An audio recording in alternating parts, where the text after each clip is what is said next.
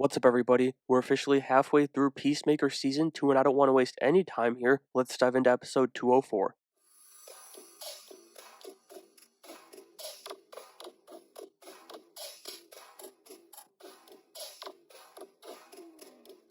We opened up with another flashback this week, this one going back 35 years into the past as we see the Smith family hunting in the forest and they find what I believe to be a fifth dimensional imp. Honestly, I think they might be this season's butterflies, as Gunn uses them to introduce the well known ones like Batmite, who he's been calling Matt Reeves about, Mr. Mixopitalik, and Thunderbolt, who we actually saw in live action in the CW Stargirl show. But this is also where they discover the Cuck, the quantum unfolding chamber, for the first time, and with that, I'm not sure this is the best way to build on what we knew about it in season 1. Obviously, it was hard to believe that this was something that Augie, the White Dragon, built, but Peacemaker being the one to, move it around doesn't really feel right either. I do get the horrible father side of it where Augie's making his kids move it around because he thinks he's dangerous. That part is very good, but Peacemaker being the handler, it doesn't sit right with me. Regardless, this was an incredible episode for Steve Agee and Michael Rooker. That duo is a goldmine. Red St. Wild called Economos Hagrid, which is not only hilarious, but I suppose it also means that the Harry Potter movies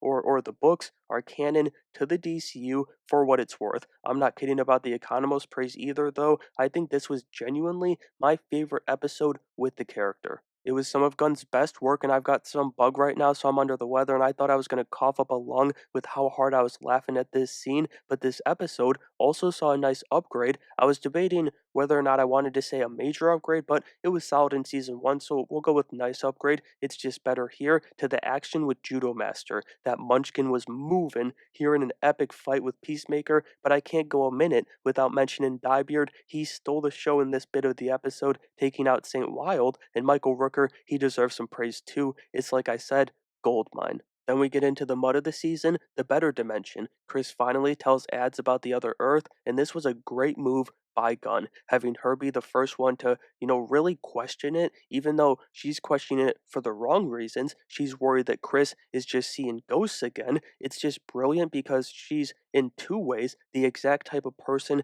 that doesn't exist over in that dimension. At least it seems that way. We don't know that for sure, but I mean, come on. One thing's for sure though, Harcourt's gonna get into bar fights as we see her getting rid of some demons once again this week. But I got a nitpick here, and I guess it's actually kind of a compliment to the Peacemaker the show and a nitpick on Gunn because the slow-mo teeth knockout looked way better here than it did in Superman. It doesn't matter at the end of the day though. She meets with Rick Flag Sr. bringing up his injury once again. Gunn really doesn't want us forgetting about Creature Commandos as he wants Amelia to choose between her new love, Peacemaker, and her true love, not his son, her service. Then, in the middle of all the turmoil for the 11th Street kids, Red St. Wild goes from being the biggest Goomba of a character to being this spiritual freak of nature. Along with the duo of Steve Agee and Michael Rooker, the character of Red St. Wild in general is up there with the best things that Gunn has ever created, and it's just the perfect role for Michael Rooker. He's so perfectly strange.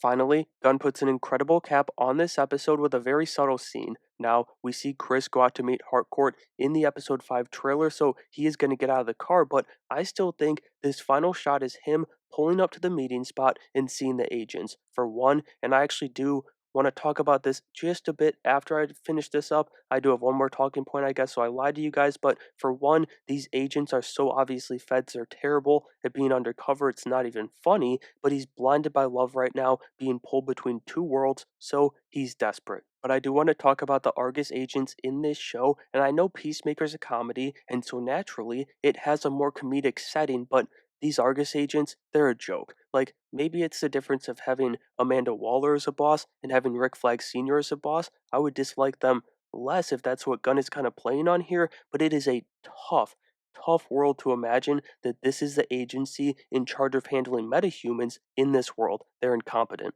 That was a solid episode overall, though, probably because there's only, one bird blindness joke covered up by Economos' antics. Sorry, I know people love that bit this season. It's just not going to work for me. It's all good. I'm not letting it ruin the show, ruin the season, but in all seriousness, Gunn's still bringing it this season, and as I said, he's bringing some of his best characters and bits to the table. And so that's going to do it for my Peacemaker 204 breakdown. I hope I'm right about the imps, but let me know your season 2 theories and your thoughts on this week's episode down in the comments below and make sure you have a great day.